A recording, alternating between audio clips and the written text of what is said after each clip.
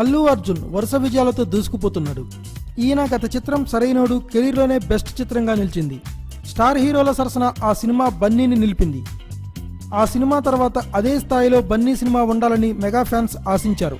అందుకు తగ్గట్లుగా హరీష్ శంకర్ ఒక పవర్ఫుల్ స్క్రిప్ట్తో బన్నీతో డీజే చిత్రాన్ని తెరకెక్కిస్తున్నాడు.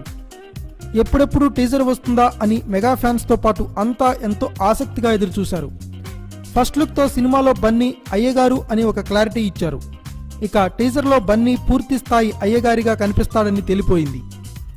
అయ్యగారిలో romantic angle, love angle, action angles కూడా ఉంటాయని ఈ సినిమాలో చూపించే ప్రయత్నం దర్శకుడు హరీష్ శంకర్ చేసినట్లుగా తెలుస్తోంది.